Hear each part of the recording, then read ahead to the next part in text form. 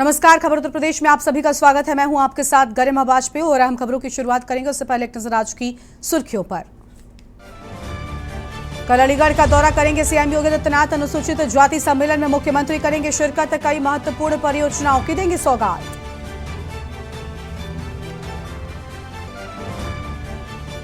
राम जन्मभूमि परिसर की भव्य तस्वीर आई सामने। वैदिक परंपरा से तैयार हो रहा राम मंदिर का परकोटे का मुख्य द्वार निर्माण कार्य तेजी से हो रहा। विस्तारित क्षेत्र को चमकाएगा नगर निगम। सीएम नगरीय सृजन योजना के तहत होगा काम। 15.32 करोड़ रुपए में होगा विकास कार्य योजना तैयार कर शासन को भेजा। मुख्तार के बेटे अब्बास का पेशी आज। भारी सुरक्षा के बीच लाया जाएगा अब्बास अंसारी की कोर्ट में आज होगी पेशी।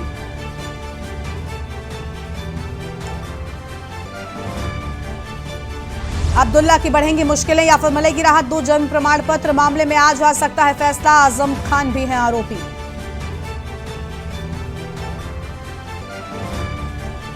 डेंगू और मलेरिया को लेकर अभियान की शुरुआत। आज बटलर पैलेस तालाब से अभियान की शुरुआत। सीएमओ नगर आयुक्त अभियान की करेंगे शुरुआत। आप देख रहे हैं के न्यूज, खबरों का सारथी।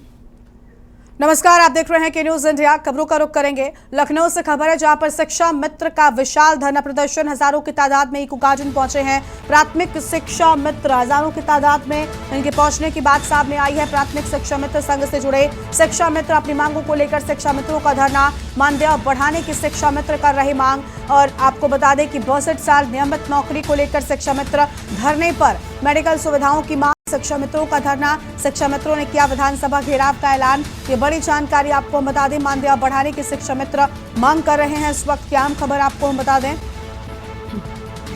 62 साल नियमित नौकरी को लेकर शिक्षा मित्र धरने पर बैठे हैं। इस वक्त की बड़ी जानकारी। मेडिकल सुविधाओं की मांग, शिक्षा मित्रों का धरना। मेडिकल सुविधाओं की मांग को लेकर शिक्षा मित्रों का धरना यहां पर शुरू हो चुका है। शिक्षा मित्रों ने विधानसभा घेराव का ऐलान किया है। तो शिक्षा मित्रों की ओर से विधानसभा घेराव का ऐलान किए जाने की बात सामने आई है। फिलहाल यह अहम जानकारी आपको हम बता रहे हैं। इस वक्त की अहम खबर आपको बता दें। और हजारों की तादाद में इको गार्डन पहुंचे हैं लोग। और प्राथमिक शिक्षा मित्र संघ से जुड़े शिक्षा मित्रों की बात सामने आई है। यह अहम जानकारी आपको हम बता दें। इस वक्त की अहम खबर।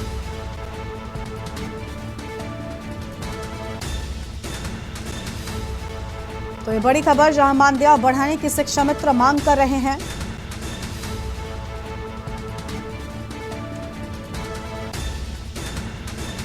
और जिसको लेकर यहां पर लोग पहुंच चुके हैं। लखनऊ में शिक्षा मित्र का विशाल धरना प्रदर्शन।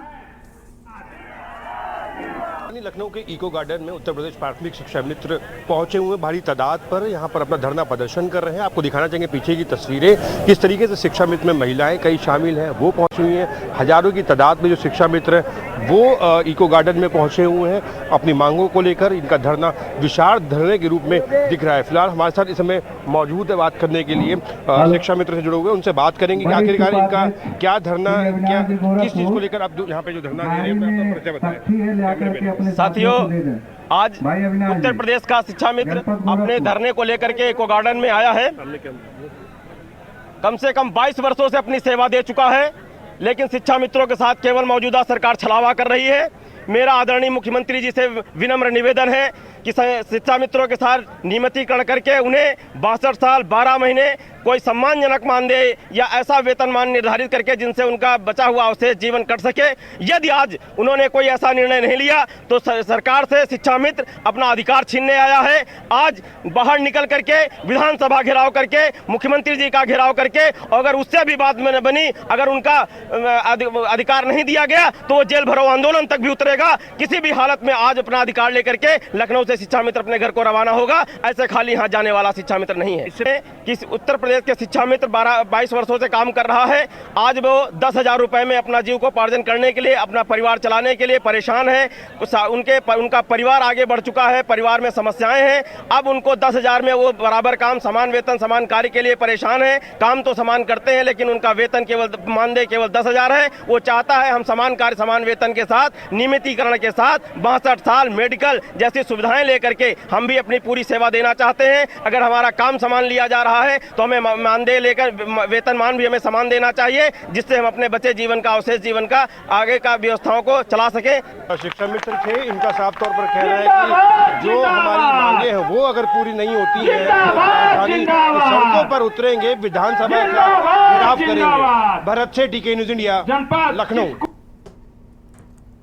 और अगली खबर आपको हम लखनऊ से बताते हैं, जहां पर सुभाषपा अध्यक्ष ओपी राजभर का बयान सामने आया है। विपक्ष कहता था सुभाषपा दिखाई नहीं देती, अब तो दिखाई दे रही है ना। ओम प्रकाश राजभर की ओर से बड़ी बातें कही गई हैं। पीटीए समाप्त हो रहा है, राजभर की ओर से ये सब कुछ कहा गया और कहा कि कांग्रेस बसपा पिट गई है। ओम प्रकाश राजभर का ये बड़ा बयान, सपा पिट रही है, पीटीए एनडीए में आ गया है और 4 बार सरकार थी तब पीटीए याद नहीं आया। सपा को मुसलमान वोट देता है, सपा ने मुसलमानों को हिस्सेदारी नहीं दी है। विपक्ष के सभी लोग सामाजिक न्याय की दुहाई दे रहे, सरकार बनते ही अपना परिवार दिखाई देता है। आज राशन गरीब के घर तक पहुंच रहा है। आज योगी के नेतृत्व में कोई दंगे नहीं हुए, विपक्ष को ईडी और सीबीआई का डर सता रहा है। ओम प्रकाश राजभर के ये बदले हुए बोल नजर आए हैं और अब उन्होंने विपक्षियों को लेकर ये बड़ा बयान दे दिया है। ओम प्रकाश राजभर इसके पहले तक समाजवादी पार्टी के साथ जुड़े रहे थे, लेकिन अब जब वो एनडीए का दामन थाम चुके हैं तब एनडीए की बोली बोलते हुए नजर आ रहे हैं और अपने विपक्षियों पर उन्होंने बड़ा बयान दे दिया। उन्होंने कहा कि पीडीए पिट चुका है और अब पीडीए एनडीए में आ चुका है।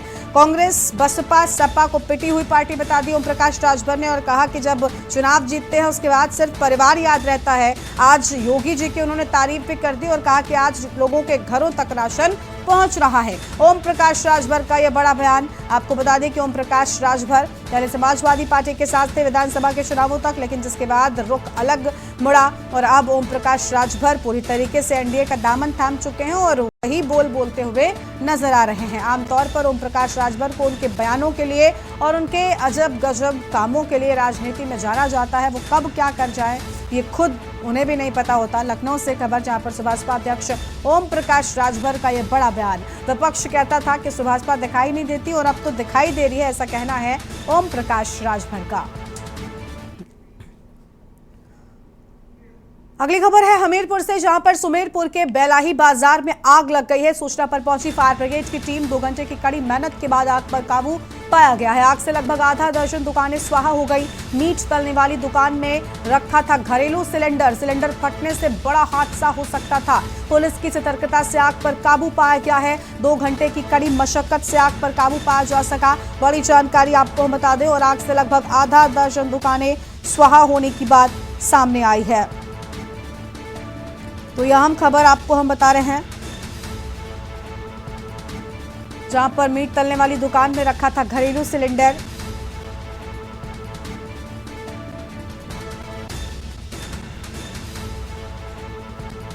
और पुलिस की सतर्कता से आग पर काबू पाया जा सका है। फिलहाल इस वक्त की बड़ी जानकारी, तस्वीरें आप देख सकते हैं कि किस तरीके से यहां पर बेहद भीषण आग लगी हुई थी।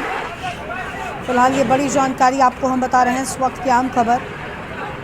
ये भैया पेटी के अंदर लगी है आग।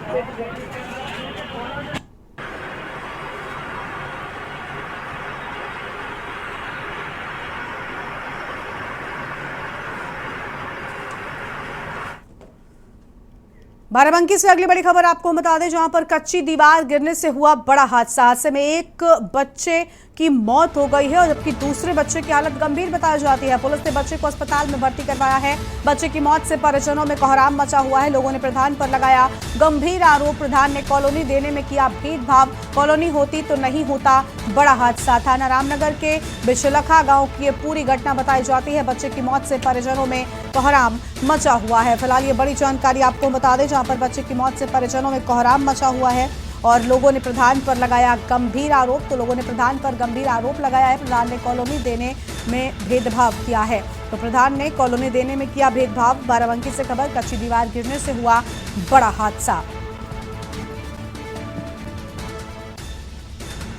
तो कच्ची दीवार गिरने से बड़ा हादसा हुआ है। थाना रामनगर का ये पूरा मामला बताया जाता है। बाराबंकी से खबर, कच्ची दीवार गिरने से बड़ा हादसा हो गया।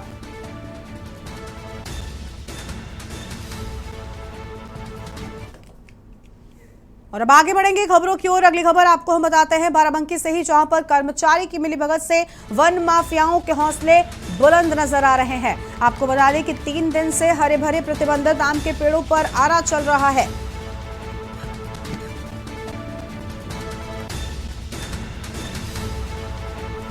कर्मचारियों की मिलीभगत से हरे भरे पेड़ों की कटान हो रही है। ठेकेदार गांव के बाहर कर रहे आम के पेड़ों की कटान। तस्वीरें भी आपको हम दिखा रहे हैं। कर्मचारियों की मिलीभगत से वन माफियाओं के हौसले बुलंद नजर आ रहे हैं। तो वन माफियाओं के हौसले बुलंद हैं। यह अहम खबर आपको हम बता दें, वन कर्मचारियों में भ्रष्टाचार किस तरीके से आ चुका है वो आप देख सकते हैं। फिलहाल यह अहम खबर आपको हम बता दें, इस वक्त की बड़ी जानकारी, जहां पर सतरक थाना व हरक वन क्षेत्र के 85 गांव का ये पूरा मामला बताया जा रहा है।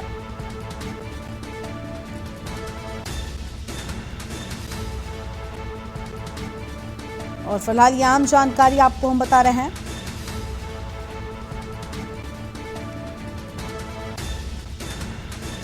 जहां पर कर्मचारियों में भ्रष्टाचार व्याप्त है और मिली भगत से यहां पर किस तरीके से काम हो रहा है वो आप देख सकते हैं। हरे भरे पेड़ों की कटान की जा रही है। ये बड़ी खबर आपको हम बता दें, बाराबंकी से कर्मचारी की मिलीभगत से वन माफियाओं के हौसले बुलंद हैं।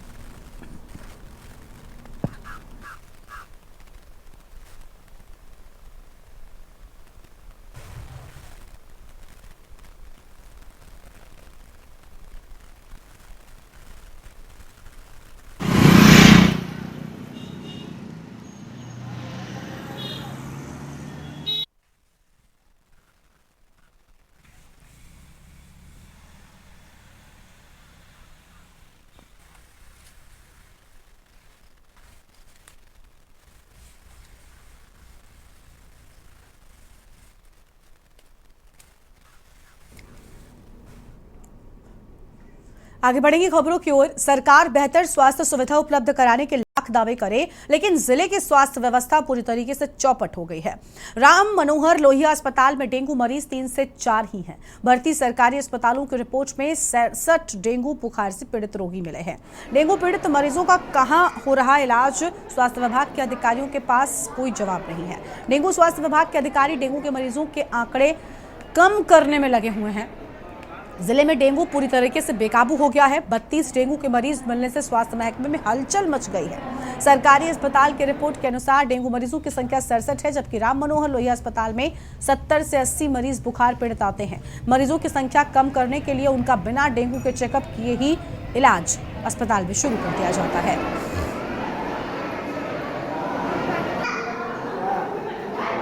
हमारे यहाँ डेंगू का एलाइसा टेस्ट की सुविधा उपलब्ध है। जो मरीज सस्पेक्टेड होते हैं या जिनको प्लेटलेट डिक्रीज करती है उन सबका एलाइसा टेस्ट कराया जा रहा है। जो ओपीडी के मरीज आते हैं, थ्रोम्बोसाइटोपेनिया लेके आ रहे हैं, कहीं से जांच करा के आ रहे हैं, तो उनका भी डेंगू टेस्ट कराया जा रहा है। डेंगू के कार्ड पर्याप्त मात्रा में उपलब्ध हैं और हमारे यहाँ जो CBC जिसके द्वारा जाँच होती है मशीन भी एक्टिव है। दवा की उपलब्धता हमारे यहाँ डेंगू से संबंधित जो भी सपोर्टिव मेडिसिन होती है, फॉलिक एसिड है, पैरासिटामोल है, IV फ्लूइड्स हैं और जो भी विटामिन B कॉम्प्लेक्स है, जो भी दवा मरीज को देनी है उपलब्ध है। और चूँकि इन मरीजों में कुछ मरीज मलेरिया के भी हैं, तो मलेरिया की इंजेक्टेबल ओरल सारी मेडिसिन उपलब्ध है।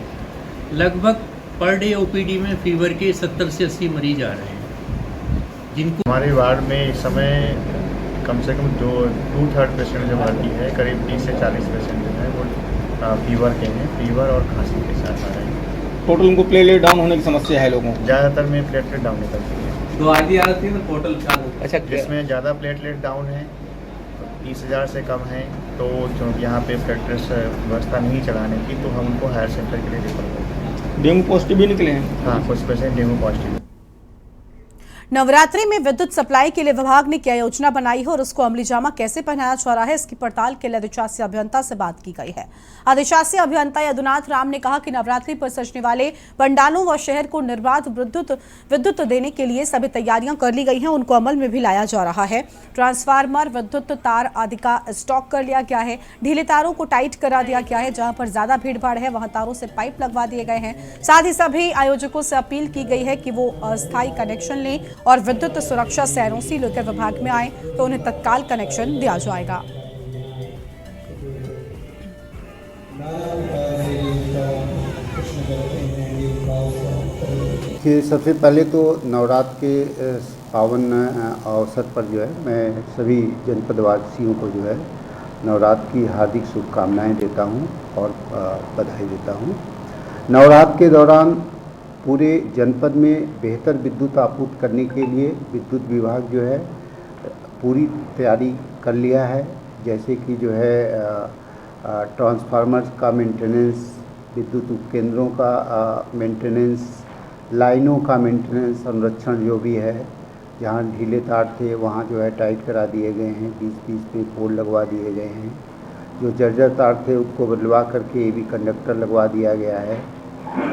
और जो पोल वगैरह पर भी कई बार बारिश वगैरह होने पर जो है करंट लीकेज होती है, तो हम लोग जो है जिन जगहों पर भीड़ भाड़ ज़्यादा होती है वहाँ पर पोलों में जो है करीब 8 फीट का जो है प्लास्टिक की पाइप लगवा करके बनवा दिए हैं, जिससे कि लीकेज करंट वगैरह होने न हो और होने पर भी कोई जो है उसके संपर्क में आए तो कोई घटना न हो। ब्रेक के बाद आप सभी का स्वागत है। माफिया, डॉन और जेल में बंद पूर्व विधायक मुख्तार अंसारी गैंगस्टर केस में आज एमपी एमएलए कोर्ट में लंबी बहस के बाद एमपी एमएलए कोर्ट ने 26 अक्टूबर को फैसले की तारीख रिजर्व कर दी है। अब कोर्ट आगामी 26 अक्टूबर को अंसारी पर फैसला सुनाएगी। ये बात एडीजी क्रिमिनल नीरज श्रीवास्तव और मुख्तार अंसारी के वकील ने बताई है। मुख्तार अंसारी के वकील लियाकत अली ने कहा कि आज कोर्ट में गैंगस्टर मामले पर बहस हुई, जिसमें मुख्तार अंसारी भी मौजूद रहे। उन्होंने भी जज से अपने बेगुनाह होने की दलील दी और गवाहों को धमकाने के आरोप को नकार दिया। थाने का जो है 2010 का मामला है, जिसमें कि माननीय अपर सत्र न्यायाधीश एमपी एमएलए कोर्ट में बहस के लिए तारीख नियत थी। इसमें पूर्व में भी बहस हो चुकी थी, लेकिन पुनः जो है एडीसी महोदय ने एक 311 का प्रार्थना पत्र दे दिया था, तो उसके बाद अतिरिक्त बहस में आज तारीख नियत थी। तो माननीय अपर सत्र न्यायाधीश एमपी एमएलए कोर्ट के द्वारा जो है जरिए वीसी जो है मुख्तार अंसारी भी प्रस्तुत हुए थे और अभियोजन पक्ष की तरफ से बहस पूर्ण की गई है। उसके बाद जो है बचाव पक्ष की तरफ से मुख्तार अंसारी के तरफ से हम लोगों ने भी बहस पूर्ण कर लिया और पुनः जो है उसमें 26 अक्टूबर को फैसले की तारीख जो है माननीय न्यायाधीश महोदय ने नियत किया है। 26 तारीख को फैसला इसमें न्याय की क्या। सन 2010 में मुख्तार अंसारी और उनके साथी सोनू यादव के विरुद्ध करंडा थाने में गैंगस्टर एक्ट का मुकदमा पंजीकृत किया गया था और उसमें गैंग चार्ट में करंडा के कपिल देव सिंह की हत्या और मोहम्मदाबाद में मीर हसन के ऊपर जानलेवा हमला किए जाने का मुकदमा दर्शित किया गया था। उन दोनों मुकदमों में मुख्तार अंसारी के ऊपर उस घटना को अंजाम देने की साजिश अर्थात 120B का आरोप था और ये दोनों ही मुकदमे वर्तमान समय में उनका एक्विटल हो चुका है, परंतु गैंगस्टर के मुकदमे में उसके एक्विटल को इसके संदर्भ में उसकी विधिक स्थिति क्या है उसको ध्यान में रखते हुए आज बहस की गई है। और अगली खबर ललितपुर जनपद के सदर कोतवाली क्षेत्र से है, जहां पर 5 दिन पूर्व शक्कर व्यापारी के मुनीम से दिन दहाड़े नवीन गल्ला मंडी स्थल के पास में 4,27,000 रुपए की लूट की गई। अपराध और अपराधियों पर नियंत्रण हेतु पुलिस द्वारा चेकिंग अभियान चलाया जा रहा है। इस दौरान एक बाइक पर सवार 3 लोग निकले, जिन्हें रोकने का प्रयास किया गया, लेकिन वो भाग गई। पुलिस द्वारा पीछा करने पर उन्होंने पुलिस पर फायर किया, जिस पर आत्म रक्षार्थ पुलिस ने जवाबी फायर किया और जिसमें तीनों अपराधियों के पैर में गोली लगी। तीनों को जिला चिकित्सालय में इलाज के लिए भर्ती कराया गया है। शुरुआती पूछताछ में उन्होंने मुनीम से हुई लूट की वारदात को स्वीकार किया है। तीनों अपराधियों के पास से मुनीम से छीना गया बैग, उसमें रखे कागज और 4,21,000 रुपए, 3 अवैध तमंचा बरामद हुआ है।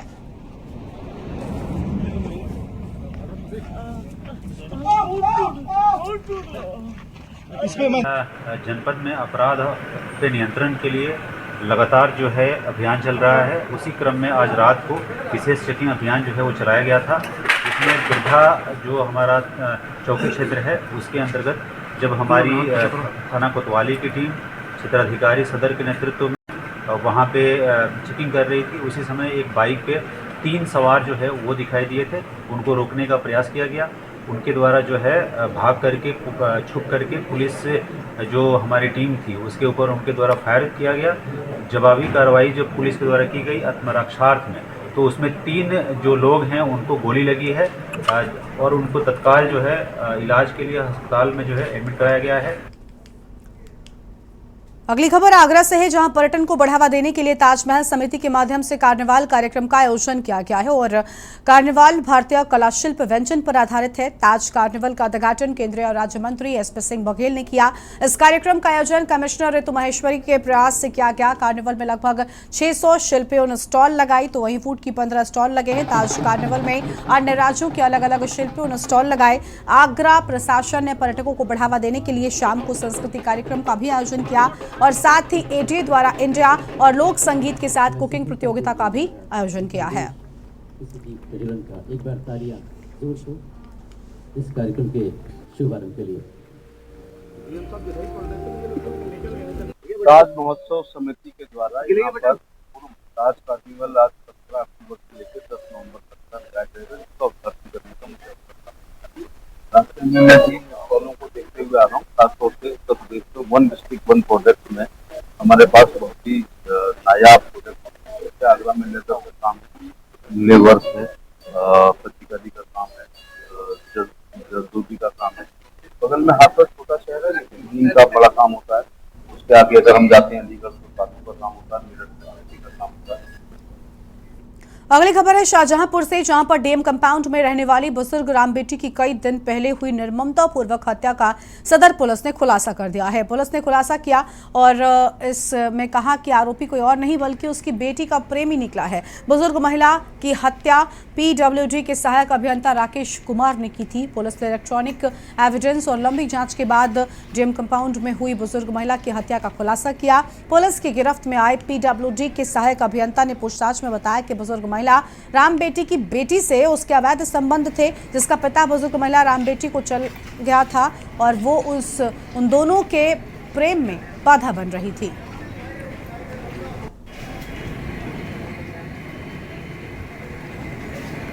सुबह डीएम कंपाउंड में रहने वाली राम बेटी नामक महिला की डेड बॉडी मिली थी। इस संबंध में उनके बेटे द्वारा 302 मुकदमा लिखाया गया था।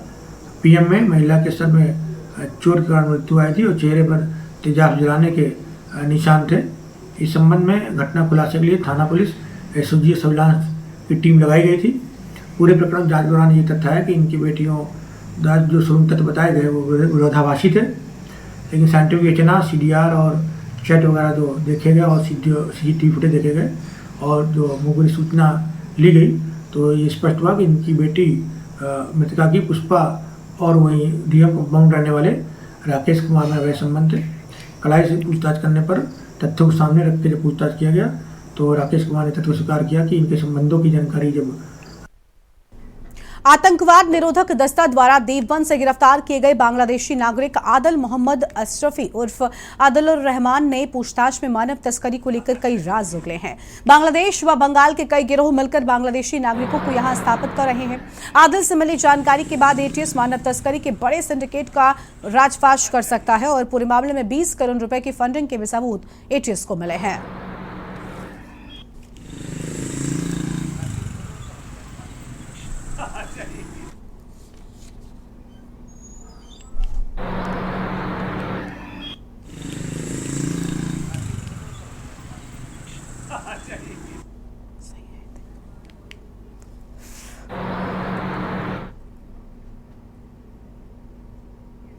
अगली खबर है कानपुर से, जहां पर कानपुर प्रेस क्लब के चुनाव में चुने गए नवनिर्वाचित पदाधिकारियों व कार्यकारिणी के सदस्यों का कानपुर में शपथ ग्रहण हुआ है। मुख्य अतिथि के रूप में शामिल हुए विधानसभा अध्यक्ष सतीश महाना की उपस्थिति में शपथ ग्रहण संपन्न हुआ। कार्यक्रम में विधानसभा अध्यक्ष सहित कई विधायक व भाजपा के मंत्री भी शामिल रहे। शपथ ग्रहण की शुरुआत दीप प्रज्वलित कर की गई। नवनिर्वाचित अध्यक्ष सरस वाजपेयी ने कहा कि नई टीम के साथ मिलकर पत्रकार साथियों के लिए मेडिकल व्यवस्थाएं सहित कई व्यवस्थाएं करेंगे। सबसे महत्वपूर्ण बात यह रही कि वरिष्ठ मंत्री का चुनाव जीत कर आए के न्यूज इंडिया के वरिष्ठ पत्रकार मधुर मोहन दुबे उर्फ मोहित दुबे को सभी युवा पत्रकार साथियों ने क्लैपिंग करते हुए मंच तक छोड़ा। तो वहीं वरिष्ठ मंत्री मधुर मोहन ने सभी साथियों का धन्यवाद किया है। के न्यूज इंडिया के ही कार्यकारिणी सदस्य अमन चतुर्वेदी भी युवा पत्रकारों की पसंद बने हैं।